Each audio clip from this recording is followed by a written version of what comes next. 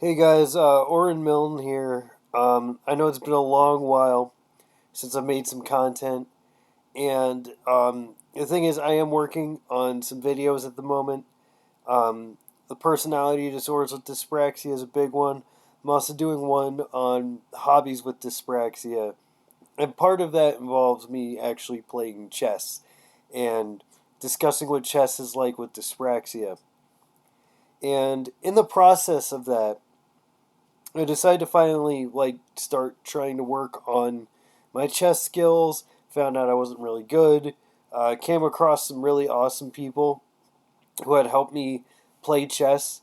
They had helped me out. One of them actually sent me like an unlisted video of an analysis of one of my games, which was really good. It really helped me out a lot. Really helped me see a lot. And so as a result, I thought it would actually help their analysis when they analyzed my games for me if they could see what my thought process would be. So what I did was I fired up chess.com. I have to go to bed soon.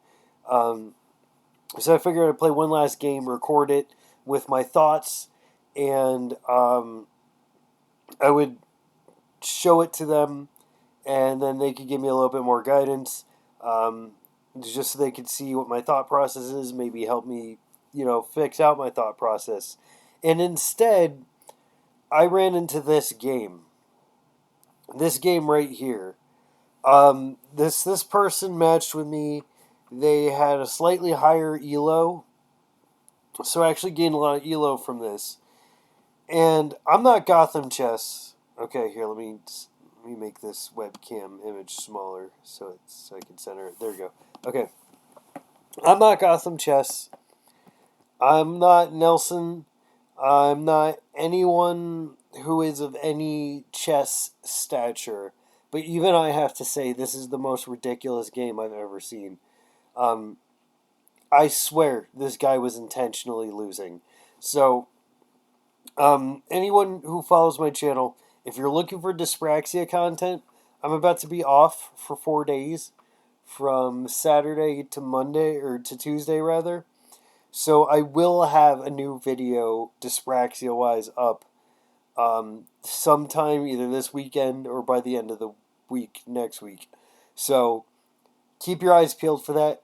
I'm just using OBS now, so as you guys can tell, because I'm doing a video like this. If you guys like chess content, let me know. Um, Otherwise, let's just sit and watch this absurd game. Um, and if you're not interested in chess, then feel free to click away. I fully understand. My channel isn't focused on chess. I just really wanted to show this off because this is ludicrous. So I start with e4, which is classic. They do what's known as the perk defense. So not a bad opening, I think. Again, this isn't some master analysis. I am a 640 something elo. So this isn't some super big brain Hikaru Gotham chess analysis. But, and I mean, you could probably tell because according to analysis, this move was like a mistake or something, or not the best move. It was good, but then they push the pawn, and I take. And the whole point of me even putting the bishop there was if he was to push forward, I would take, then he would take, and then I would take back. Just essentially hope chess, hoping that he would take with the queen and I would take with the bishop. But not even. It was more of just a protecting thing because I mean it is something that happens clearly. But I was like, okay, it's probably just a fluke. He's not going to make another stupid move. And he didn't. He didn't. He pushed the pawn forward. Not a horrible move, but I decided, okay, I'm going to continue development. I'm going to threaten this pawn because there's nothing defending it. Now, granted, he could push the pawn and kick my knight forward somewhere, anywhere really. I don't know. But either way, my knight was developed and it was attacking this pawn. So he goes to defend it, which again isn't a horrible idea. As Gotham would say, I don't hate it. So then I double up the attack on this pawn. I'm really trying to push this pawn forward. I just really don't like this pawn in my space, I guess. The other reason I did this was so I could continue development. So I could develop this bishop, maybe here. Um, you know, just continuing development, as you're supposed to do. It's one of the opening principles. He takes, which, okay, I mean, I can take back. Um, and now we've got just the kings are staring at each other, which is something I don't see very often in games. But I mean, with the perk defense, I guess that's something that could happen. And then there's just this random, what is that, A5? Like, I do not see a purpose to that move whatsoever. And just wait. This is where it gets weird. So I bring out another bishop, finally do some development. I'm planning on continuing my development by bringing out this is knight next, or even castling, just something. And he plays rook to a6. It's not a horrible idea, I guess, because the rook is protected by this pawn, and it's also protected by the knight. But at the same time, he's giving away a rook for a bishop, essentially. He's literally just handed that rook to my bishop on a silver platter, so I took it, thinking I'm going to get baited or something. There's no way this is... And you know what? In all actuality, that probably would have been a good idea. Because if he would have taken with my queen, that essentially would have been a free pawn for him. So maybe he was thinking that, but he didn't follow through with that. He just took, and then didn't continue on with that process, I guess. So now there's this actually pretty decent move from what I can tell. There's nothing protecting this pawn anymore. So that, for all intents and purposes, it's a free pawn. Or you could at least like finish developing or something. Well, I guess he saw I was developing, so he decided. Well, yeah. Then I castled. So then he decided to develop. I still hadn't seen this, but he basically gave me the freedom on a silver platter, because he completely blundered this bishop. He put the bishop in line for my knight to just take it.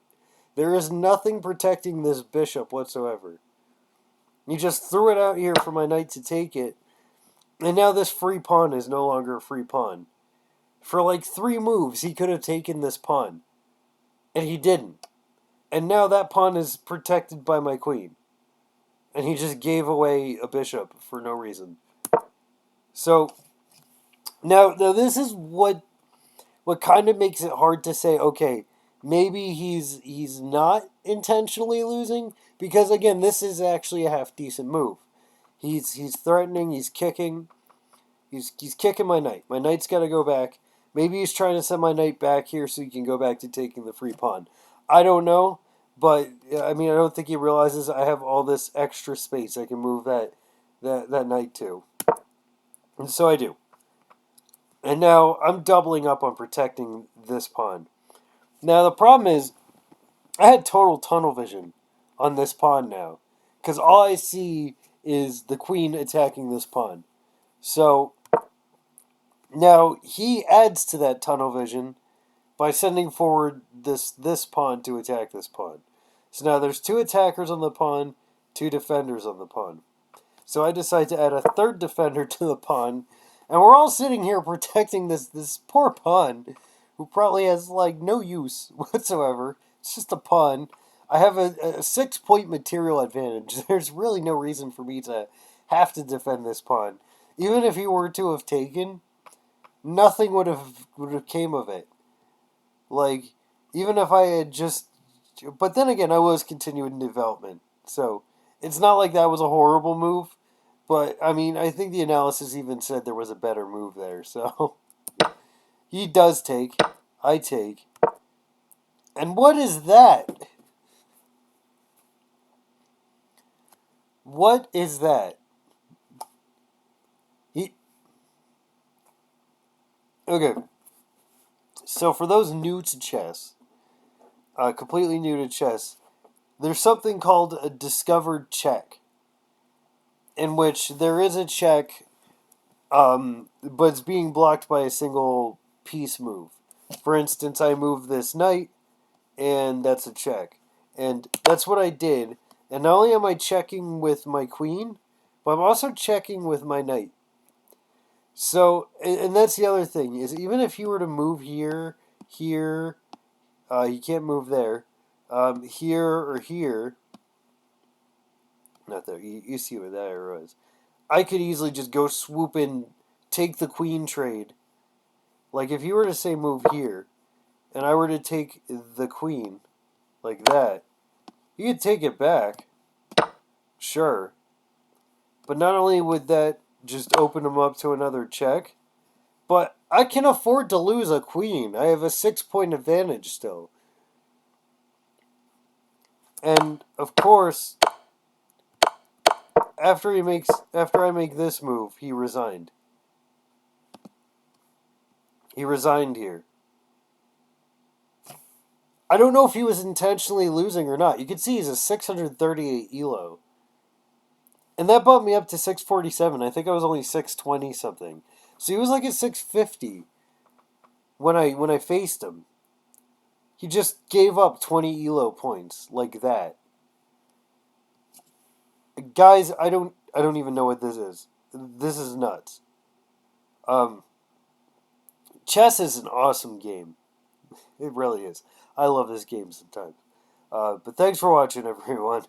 If you did watch this. If not, if you made it this far and you're really hoping for some dyspraxia content still, I got some coming this weekend. I apologize. I just really had to show this off.